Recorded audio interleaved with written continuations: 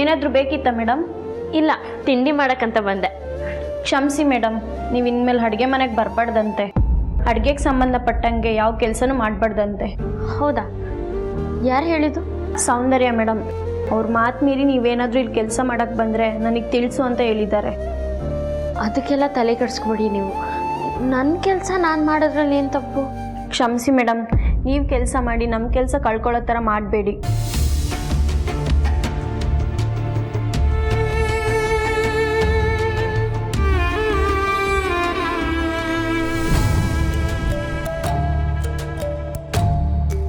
Madam, ನಿಮ್ಗೆ ಹಿಂಗೆ ಆಗೋದಕ್ಕೆ ನಾನೇ ಕಾರಣ. ನೀವು ನನಗೆ ಆ ಬಟ್ಟೆ ಇಷ್ಟ ಅಂತ ನನಗೆ ಕೊಟ್ರಿ, ಆದರೆ ನಾನು ಆ ಬಟ್ಟೆನ ಎಲ್ಲರೂ ಮುಂದೆ ಬಂದಿದ್ದೆ ತಪ್ಪಾಯಿತು. ಹೋಗಲಿ ಬಿಡಿ ಅಕ್ಕ, ಹೀಗಾಗತ್ತೆ ಅಂತ ಯಾರಿಗೆ ತಾನೇ ಗೊತ್ತಿತ್ತು. ಆದರೆ ನನಗಿಂತ ಜಾಸ್ತಿ ನನ್ನ ಗಂಡಂಗೆ ನೋವಾಗಿದೆ. ಎಲ್ಲರೂ ಮುಂದೆ ಅವ್ರ ಮರ್ಯಾದೆ ಹಾಳಾಯಿತು. ಆ ನೋವನ್ನ ನಾನು ಯಾವತ್ತೂ ಮರೆಯೋಕ್ಕಾಗಲ್ಲ. ಮಾವ,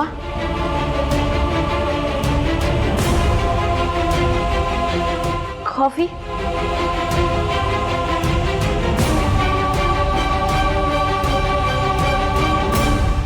ಮಾವ,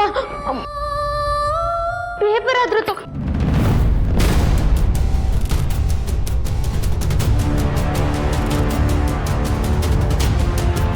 ಅಯ್ಯೋ, ಇದೇನು ಮೇಡಮ್, ಚಿರು ಸರ್ ಬಗ್ಗೆ ಈ ರೀತಿ ಬರ್ತಿದ್ದಾರೆ? ಇದಕ್ಕೆಲ್ಲ ನಾನೇ ಕಾರಣ ಜಾಜಿ ಅಕ್ಕ. ನನ್ನ ಪಾಡಿಗೆ ನಾನು ಇರೋ ಬದಲು ಸೌಂದರ್ಯ ಮೇಡಮ್ ಏನೋ ಹೇಳಿದ್ರು ಅಂತ ಅದನ್ನು ಸವಾಲಾಗಿ ತಗೊಂಡು ಗಂಡನ ಹೆಸರು ಹಾಳು ಮಾಡ್ದೆ.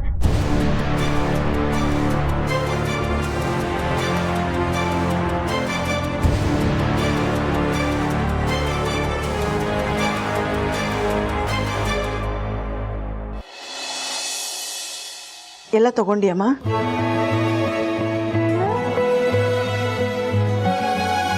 ರೀ ಬರ್ಲಾ?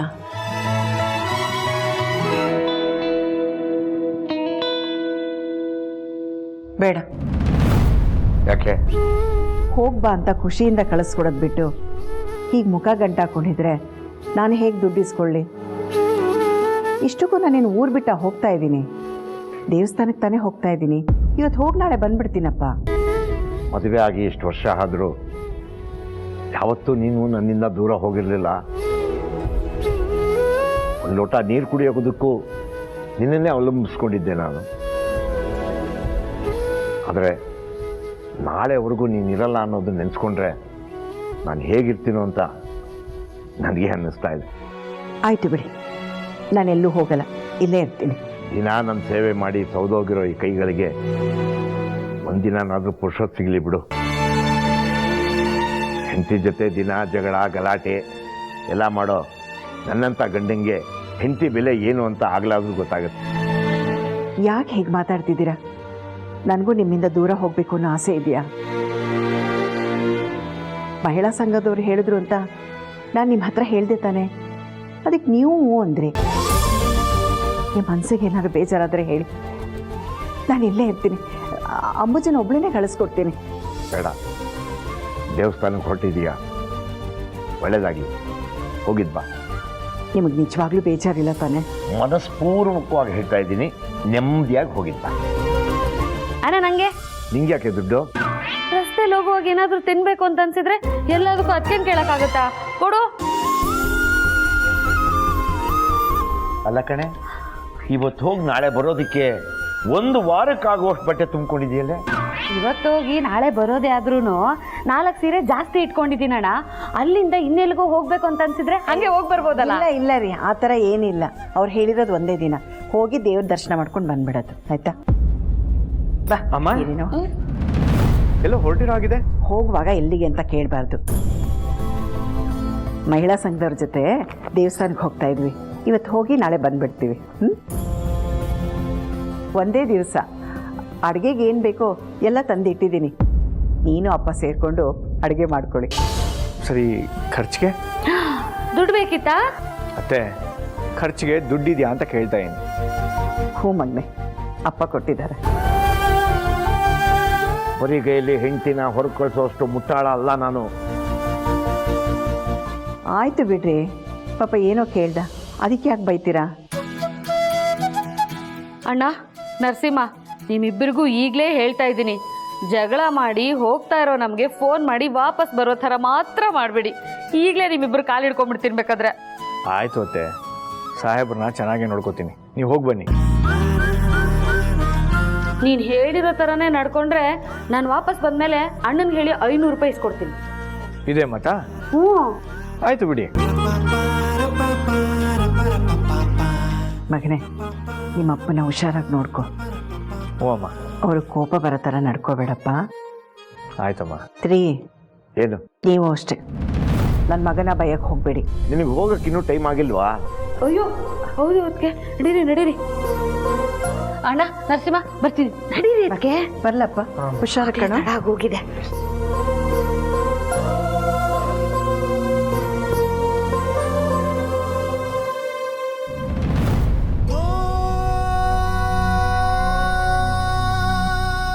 ತಿಂಡಿ ಅದೆಲ್ಲ ಆಮೇಲೆ, ಇನ್ನೂ ರೆಡಿ ಆಗಿಲ್ಲ.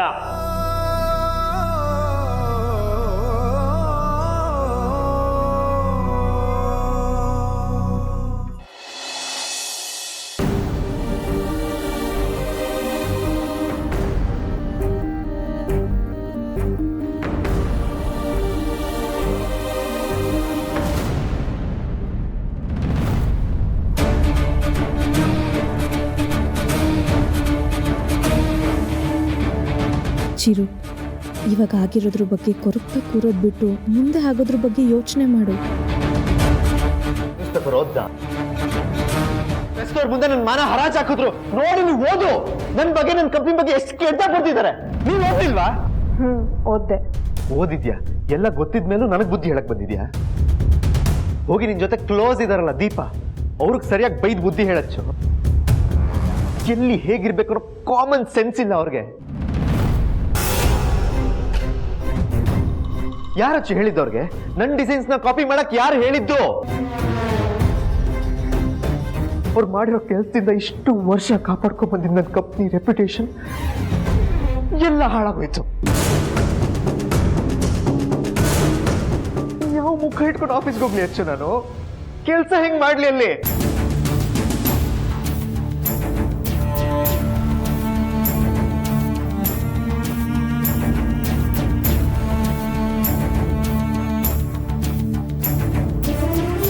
ಚಿರು, ನಿನ್ನ ನೋವೇನು ಅಂತ ನನಗೆ ಅರ್ಥ ಆಗುತ್ತೆ. ದೀಪ ಮಾಡಿರೋದು ತಪ್ಪೆ, ಆದರೆ ಅವಳು ನಿನ್ನ ಮರ್ಯಾದೆ ತೆಗಿಬೇಕು ಅನ್ನೋ ಉದ್ದೇಶದಿಂದ ಆ ರೀತಿ ಮಾಡಿಲ್ಲ ಅನ್ನೋದಂತೂ ನಾನು ಹೇಳಬಲ್ಲೆ. ಮರ್ಯಾದನೆ ಹೋದ್ಮೇಲೆ ಇಲ್ಲ ಅವ್ರಿಗೆ ಆ ಉದ್ದೇಶ ಇರಲಿಲ್ಲ ಅಂತಿದ್ಯಲ್ಲ ಅಚ್ಚು, ಇದೇ ನಿಂಗೆ ಸರಿ ಅನ್ನಿಸ್ತಾ ಇದೆಯಾ? ಒಬ್ರನ್ನ ಸಪೋರ್ಟ್ ಮಾಡಬೇಕು ನಿಜ, ಆದ್ರೆ ಅವ್ರು ಮಾಡಿರೋ ತಪ್ಪನ್ನೆಲ್ಲ ಸಮರ್ಥಿಸ್ಕೊಳ್ಳೋ ಲೆವೆಲ್ಗಲ್ಲ. ಇನ್ನು ಒಂದು ಪ್ರಶ್ನೆಗೆ ಉತ್ತರ ಕೊಡೋದು, ನಾನ್ ಮಾಡಿದ ಡಿಸೈನ್ನ ಯಾಕೆ ಕಾಪಿ ಮಾಡ್ಬೇಕಾಗಿತ್ತು ಅವರು? ಆ ಡಿಸೈನ್ ನನಗೆ ಎಷ್ಟು ಇಂಪಾರ್ಟೆಂಟ್ ಅಂತ ಅವ್ರಿಗೆ ಗೊತ್ತಿತ್ತಚ್ಚು. ಎಲ್ಲ ಗೊತ್ತಿದ್ದು ಮನೆ ಕೆಲಸ ಮಾಡೋರಿಗೆ ಅದೇ ತರ ಡ್ರೆಸ್ ಹಾಕ್ಸಿದಾರಲ್ಲ. ಇದನ್ನೆಲ್ಲ ಮಾಡಿದಾರಂದ್ರೆ ನನ್ನ ಕೆರಿಯರ್ನ ಹಾಳು ಮಾಡ್ಬೇಕು ಅನ್ನೋ ಕೆಟ್ಟ ಉದ್ದೇಶ ಇತ್ತು ಅಂತ ತಾನೇ ಅರ್ಥ. ದೀಪ ನಿನ್ನನ್ನು ಮದುವೆ ಆಗಿ ಅವಳ ನಿನ್ನ ಜೊತೆ ಸಂಸಾರ ಮಾಡ್ತಿದ್ರು, ನೀನು ಅವಳನ್ನ ಇನ್ನೂ ಅರ್ಥ ಮಾಡ್ಕೊಂಡಿಲ್ಲ ಚಿರು. ಅದಕ್ಕೆ ನೀನು ಅವಳ ಬಗ್ಗೆ ಇಷ್ಟು ನೆಗೆಟಿವ್ ಆಗಿ ಮಾತಾಡ್ತಿದ್ಯಾ.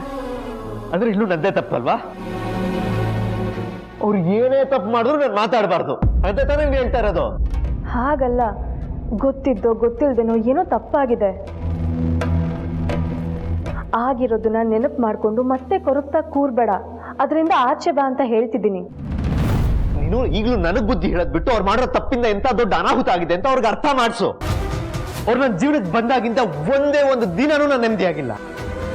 ನನ್ನ ಲೈಫೇ ಹಾಳಾಗೋಗಿದೆ ಇಲ್ಲಿ.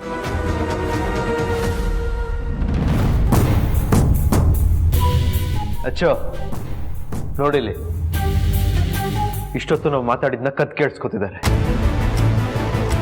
ಇನ್ನು ಏನೇನು ಅನಾಹುತ ಮಾಡ್ತೀರಿ ಈಗಲೇ ಹೇಳ್ಬಿಡಿ, ಪ್ರಿಪೇರ್ ಆಗ್ಬಿಡ್ತೀನಿ. ಇಷ್ಟು ದಿನ ನೀವು ಏನೇ ಮಾಡಿದ್ರು ಸಹಿಸ್ಕೊಂಡು ಸುಮ್ಮನೆ ಇದ್ನಲ್ಲ, ಅದು ನಾನು ಮಾಡಿದ ದೊಡ್ಡ ತಪ್ಪು. ಒಟ್ಟಿನಲ್ಲಿ ನಾನು ಬೆಳೆಯೋದನ್ನ ನೋಡಿ ನಿಮ್ಮ ಕೈಲಿ ಸಹಿಸ್ಕೊಂಡಿರೋಕ್ಕಾಗಲ್ಲ ಅನ್ನೋ ಸತ್ಯ ನೆನ್ನೆ ಗೊತ್ತಾಗೋಯ್ತು. ನನ್ನಿಂದ ತಪ್ಪಾಗಿದೆ, ದಯವಿಟ್ಟು ನನ್ನನ್ನು ಕ್ಷಮಿಸಿ. ತಪ್ಪು ಮಾಡಿದಾಗ ಎಲ್ಲ ಇದೊಂದು ಮಾತನ್ನು ತುಂಬ ಚೆನ್ನಾಗಿ ಹೇಳ್ತೀರ. ಕ್ಷಮಿಸೋಕೆ ನೀವು ಮಾಡಿರೋದು ತಪ್ಪಲ್ಲ, ಮೋಸ, ನಂಬಿಕೆ ದ್ರೋಹ. ನಿಮ್ಮನ್ನು ಮಾತ್ರ ಯಾವುದೇ ಕಾರಣಕ್ಕೂ ಕ್ಷಮಿಸ.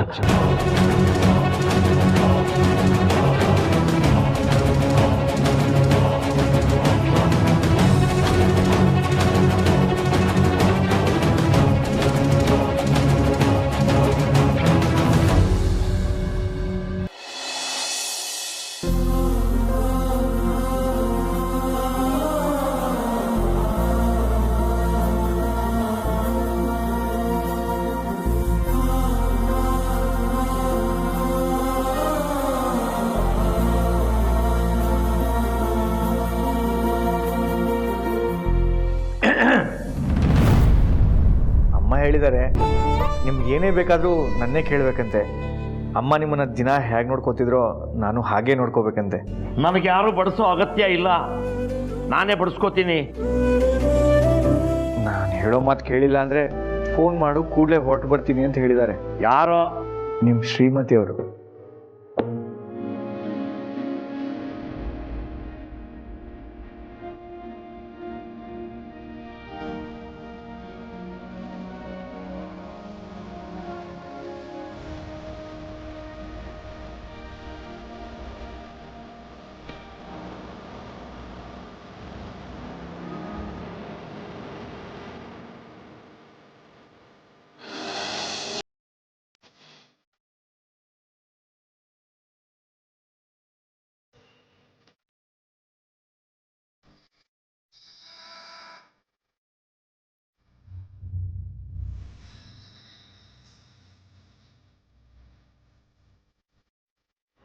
ಪರಪಂಚ ನೀನೇ ನನ್ನ ಪರಪಂಚ ನೀನೇ.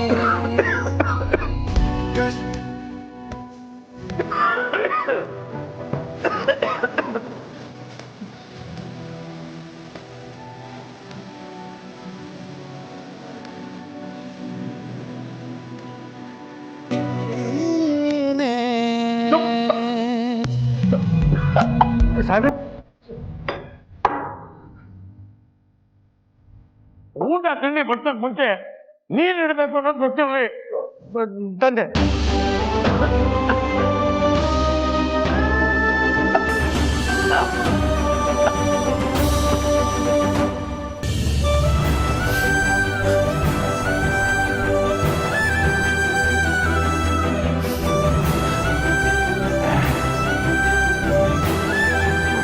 ಸಾಕು. ನಾನು ಹಾಕ್ದಷ್ಟು ತಿಂದೆ ಹೋದ್ರೆ ಫೋನ್ ಮಾಡು ಅಂತ ಹೇಳಿದಾರಮ್ಮ.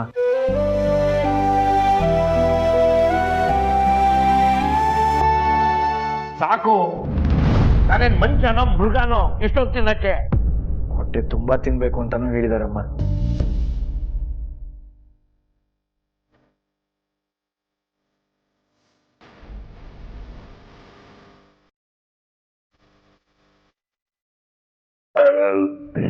ಸಾಕು, ಇಷ್ಟೇ ನನ್ನ ಕೈಯಲ್ಲಾಗೋದು.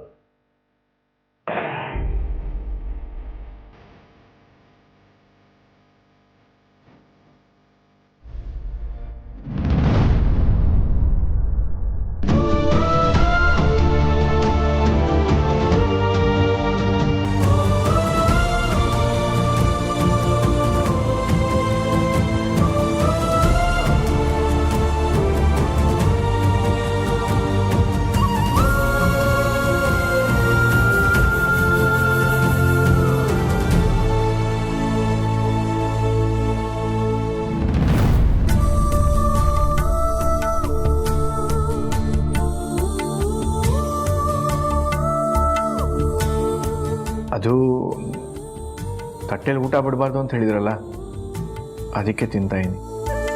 ಹೊಟ್ಟೆ ತುಂಬ ತಿನ್ನಬೇಕು, ಗಂಟ್ಲುವರೆಗೂ ತಿನ್ನೋದಲ್ಲ, ಉಸಿರು ಕಟ್ಟುತ್ತೆ.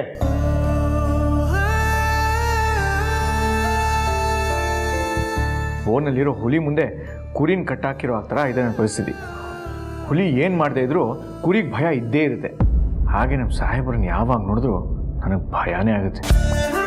ಯಾವುದಕ್ಕೂ ಅಮ್ಮ ಬರೋವರೆಗೂ ಪರಿಸ್ಥಿತಿ ನೀಟಾಗಿ ಹ್ಯಾಂಡಲ್ ಮಾಡಬೇಕು.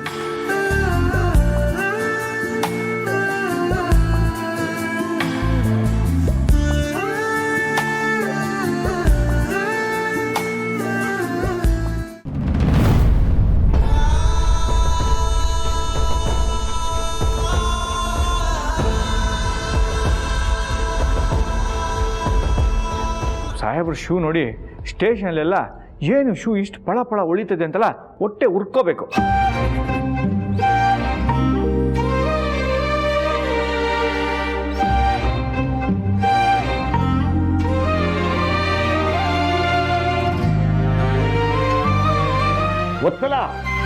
ಗೊತ್ತಲ್ಲ ನನ್ನ ಟೋಪಿ ಲಾಟಿ ಎಲ್ಲೇ ಕಾಣಿಸ್ತಾ ಇಲ್ಲ.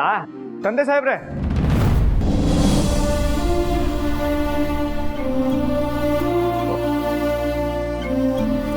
ಮನೆಯಲ್ಲಿ ಇಡೀ ದಿನ ಹೆಂಡತಿಯ ನೋಡಿಲ್ಲ ಅಂತಂದರೆ ಒಂಥರ ಕಣ್ಣು ಕತ್ಲೆ ಥರ ಆಗ್ಬಿಡುತ್ತೆ.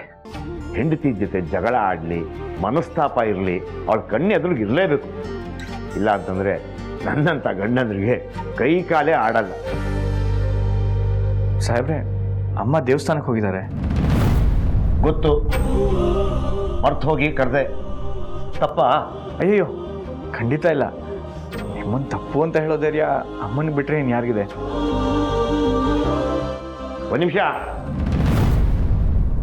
ಮನೆಯಿಂದ ಆಚೆ ಹೋಗುವಾಗ ಬಾಗಿಲೆಲ್ಲ ಭದ್ರವಾಗಿ ಹಾಕ್ಕೊಂಡು ಬೀಗದ ಕೈನ ತುಳಸಿದ ಕಟ್ಟೆ ಕೆಳಗಡೆ ಇಟ್ಬಿಟ್ಟು ಹೋಗ್ಬೇಕು. ಆಯಿತು ಸಾಹೇಬ್ರೆ, ನಾನೆಲ್ಲೂ ಹೋಗಲ್ಲ.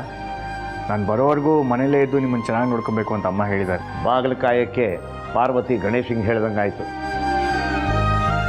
ಕೇಳಬೇಕಾದ ಟೈಮಲ್ಲಿ ಅಮ್ಮನ ಮಾತು ಕೇಳಿದ್ದಿದ್ರೆ ಈ ರೀತಿ ಮನೆಯಲ್ಲಿ ಖಾಲಿ ಕೂತ್ಕೊಳ್ಳೋ ಪರಿಸ್ಥಿತಿ ಬರ್ತಿರ್ಲಿಲ್ಲ.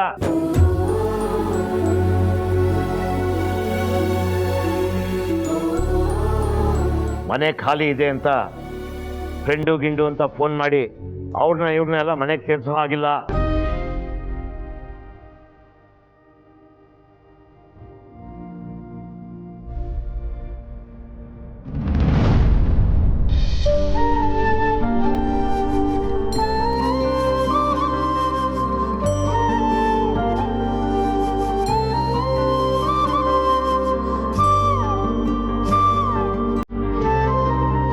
ಯಾಕೆ ಸಾಹೇಬ್ರೆ, ನೀವು ಮರ್ತಿದ್ರಾ? ಹಾಂ, ಬರ್ತಿದ್ದೆ.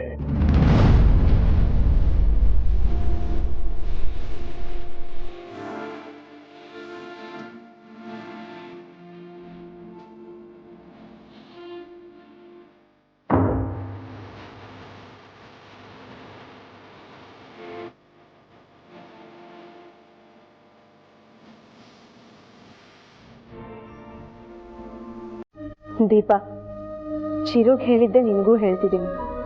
ಇವಾಗ ಆಗಿರೋ ತಪ್ಪಿನ ಬಗ್ಗೆ ಯೋಚನೆ ಮಾಡಿ ಮನ್ಸು ಹಾಳು ಮಾಡ್ಕೊಳ್ದೆ ಮುಂದೆ ಈ ರೀತಿ ತಪ್ಪಾಗದೇ ಇರೋ ಥರ ಎಚ್ಚರಿಕೆ ವಹಿಸು. ಅವನೆಷ್ಟು ನೊಂದಿದ್ದಾನೆ ಅಂತ ನೀನೇ ನೋಡ್ದೆ ತಾನೆ. ಹೌದು ಅಕ್ಕ, ಇದೆಲ್ಲ ನನ್ನಿಂದಾನೇ ಆಗಿತ್ತು. ಇದಕ್ಕೆಲ್ಲ ನಾನೇ ಕಾರಣ. ನೀನು ಬುದ್ಧಿವಂತೆ ಅಂತ ನನಗೆ ಗೊತ್ತು.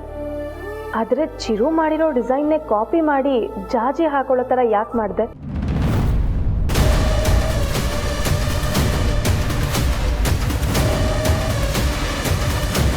ಈ ಥರದ್ದು ಒಂದು ಡಿಸೈನ್ ಮಾಡಿ ತೋರಿಸಿ, ಆವಾಗ ಒಪ್ಕೋತೀನಿ. ಚಿರು ಅವ್ರು ಮಾಡಿರೋ ಡಿಸೈನ್ ಥರನೇ ಮಾಡಿ ತೋರಿಸ್ತೀನಿ.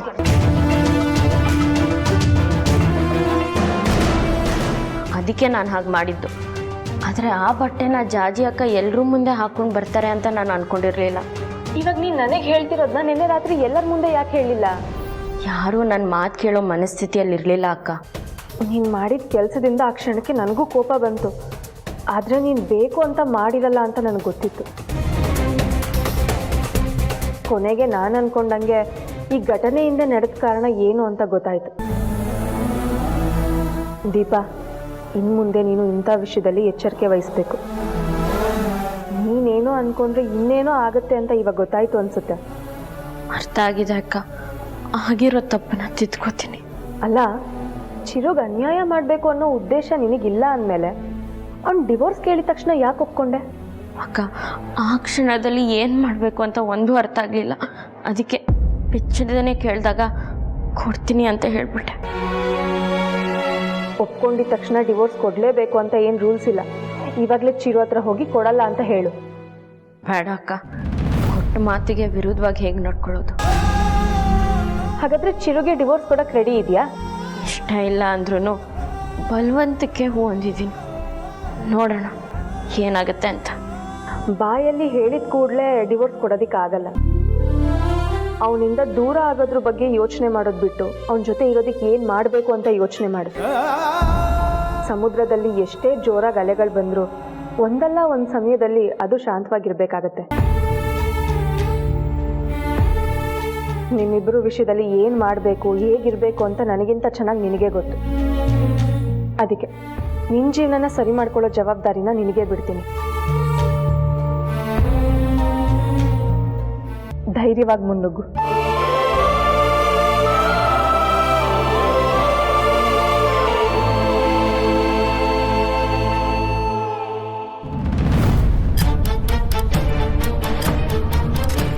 ದೀಪು, ನಿನ್ನಿಂದ ತಪ್ಪಾಗಿದೆ. ನಿನ್ನಿಂದ ಆಗಿರೋ ತಪ್ಪನ್ನ ನೀನೇ ಸರಿಪಡಿಸ್ಕೊಳಕ್ಕೆ ಒಂದು ಅವಕಾಶ ಸಿಕ್ಕಿದ್ರೆ ಅದನ್ನು ನೀನು ಉಪಯೋಗಿಸ್ಕೋತೀಯ? ಖಂಡಿತ ಉಪಯೋಗಿಸ್ಕೊತೀನಿ. ಏನು ಮಾಡಬೇಕು?